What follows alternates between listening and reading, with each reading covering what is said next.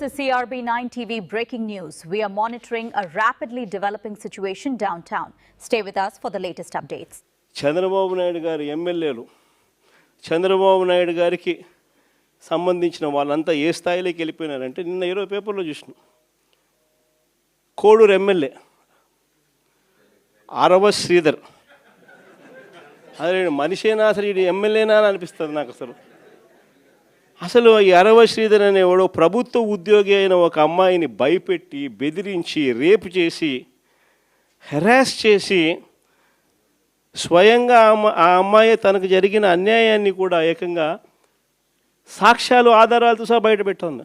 ఆముదాల వలస ఎమ్మెల్యే ఇంకోడు కూన రవికుమార్. ఈయన గారి వేధింపులు భరించలేక గవర్నమెంట్ స్కూల్ ప్రిన్సిపల్ ఆత్మహత్యా యత్నం చేసుకుంటే ఇప్పటి వరకు చర్యలు లేవు. సతివీడు ఎమ్మెల్యే కోనేటి ఆదిమూలం ఒక మహిళను బలాత్కారం చేసిన చివరికి ఆ అధికారిని ఉపయోగించి ఆ కేసునే క్లోజ్ చేయించుకుంటారు. ఎంత దారుణంగా జరుగుతుందనంటే ఇంకొకడు మంత్రి సంధ్యారాణి పిఏ ఇంకొకడు తనను లైంగికంగా వేధిస్తున్నాడని మరొక ప్రభుత్వ ఉద్యోగి అయిన మహిళ ఫిర్యాదు చేస్తే అతన్ని వదిలేసి ఫిర్యాదు చేసిన ఆయమను జైల్లో పెడతారు. ఆయమ మీద కేసు. ఇంకోడు గుంటూరు ఈస్ట్ ఎమ్మెల్యే నజీర్ ఇంకోడు. ఈ మనిషి అశ్లీల వీడియోలు కూడా ఆయనతో మాట్లాడుతున్నాడు, ఈడు అశ్లీల వీడియోలు చూస్తూ ఉన్నాడు, ఈడు అశ్లీలంగా చేస్తూ. అసలు వీళ్ళు ఎవడు అసలు ఏ ప్రపంచంలో ఉన్న. ఇంకోడు మంత్రి సుభాష్ వాసంశెట్టి సుభాష్ ఇంకొకడు. ఏకంగా అశ్లీల డ్యాన్సులు చేస్తూ ఏకంగా చిందులేస్తానంటారు.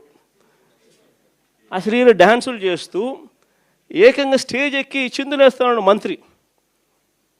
అసలు నాకు ఆశ్చర్యంగా ఉంది. అసలు జంగల్ రాజ్యం అని అంటే ఇంకా వేరే పేరు ఏమైనా ఉంటుందా ఈ ప్రభుత్వంలో జరుగుతూ ఉన్న పనులకు?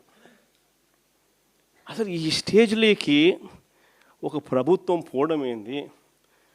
దగ్గరుండి ఇట్లా టోళ్ళని తీసుకొని పోయి ఇన్సిడెంట్ జరిగితే భయము భక్తి లేకపోకుండా మరుసటి రోజు జైల్లో పెట్టాల్సిన వాళ్ళందరినీ జైలు అనేది ఎలా ఉంటుందో చూపించాల్సింది పోయి, ఇలాంటిది ఏదైనా చేయాలంటే బొలులో భయం అనేది ఎలా ఉంటుందో చూపించాల్సింది పోయి వీళ్ళందరినీ ప్రోత్సహిస్తాడు ఎవడు?